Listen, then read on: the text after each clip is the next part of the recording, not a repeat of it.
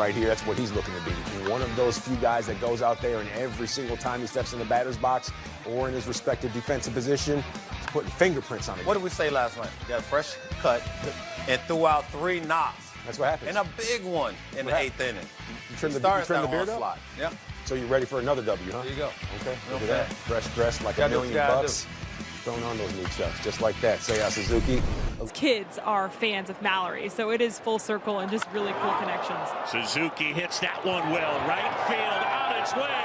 Gone! Seiya Suzuki the opposite way. The Cubs get a run back, and it is 5-3. And he continues to thrive on the road. Seiya goes yard, and it is home run number 20. This home run replay is brought to you by Toyota, official vehicle of the Chicago Cubs. And Seiya just touching this baseball. Not a really aggressive swing. He lets it get deep. Timing is perfect, and the ball is jumping off of his bat, especially here on the road in Dodger Stadium. That's a bomb to right center field. 0-1. 2 on, 1 out.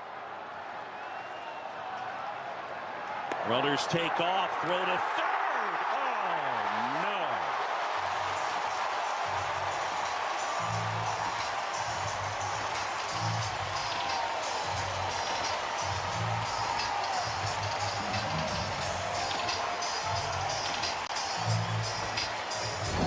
Man.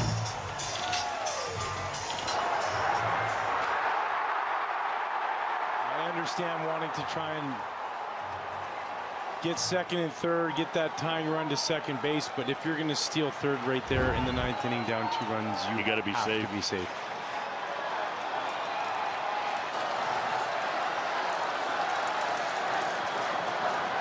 Dodgers leading by 2. 2 on, 1 out. Both runners going. Smith's throw to third. The tag for Muncy. You bet he got him. Stop running on Will Smith.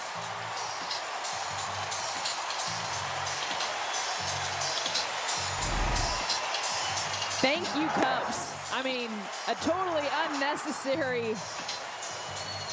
Yes, they wanted to get both runners in scoring position, but I mean, Will Smith all over it for the second out of the inning.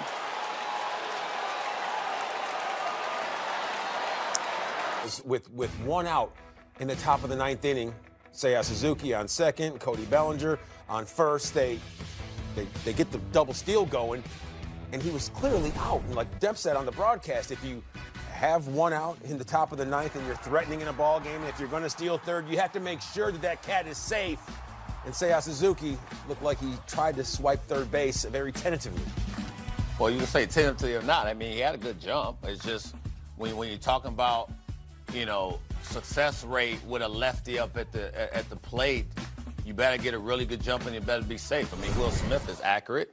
He's on point, quick release. He's got but an alley right towards third base. You don't steal on Will Smith. You still on Kopech. And before that out right there, he's 5 for 7. Success rate against him. Last year, 32 for 39. It's 81%. This year, 71%.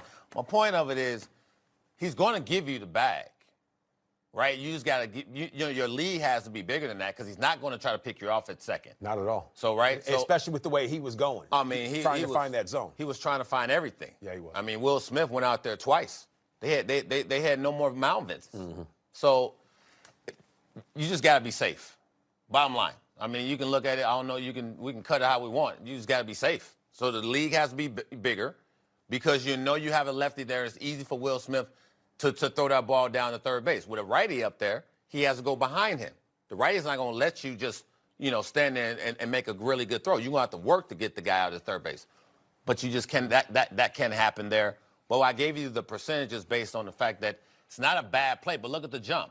He's releasing already. He throws 100. You have to be more than halfway there if you're going to be safe. But is the fact that there was a lefty in the box, not a right-handed hitter, that throwing lane for the catcher, I mean, it's clear and present right there, and that's part of the reason why Seiya Suzuki was out at third base. Yeah, 100% the reason. But look, you can say it's that. You can say the fact that he didn't get a big enough jump.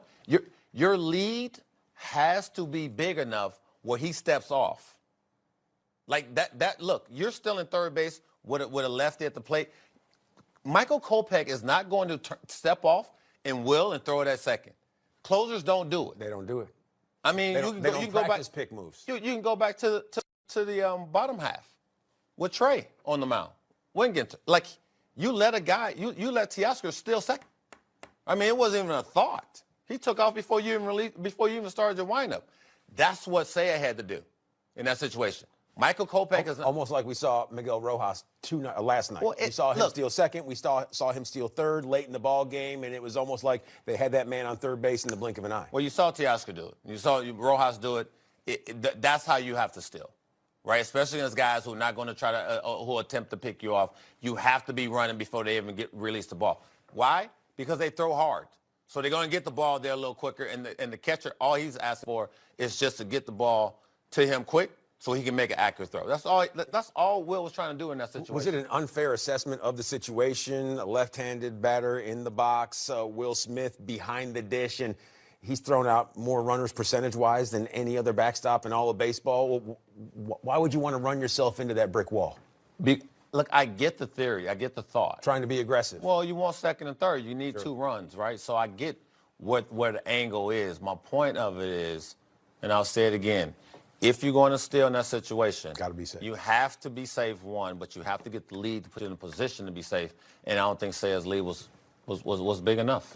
Unsatisfactory when it comes down to brass tacks, especially when it's that late in the ball game. You have to make sure that you're 110% trying to swipe that extra bag and go that extra mile, and that's not what we saw. And, I mean, the offense really came through, especially, you know, in that first inning. They hit 4 home runs. Obviously, they're swinging the bat early, but, you know, another rough outing for Bobby Miller, you know, where they scored some runs off of him, but the offense found a way to keep scoring runs, especially late in the inning. Great job by Tommy Edman. And then also Chicago Cubs, thank you for stealing in the ninth or trying to still make, once again, like I said, it's a head scratcher in a lot of different ways, but at the same time, good thing the Dodgers were able to pull that off. Dodgers surrender 1 run. It's okay. Limit the damage. Good job on Mookie Betts, making sure you keep the double play in order. Yep.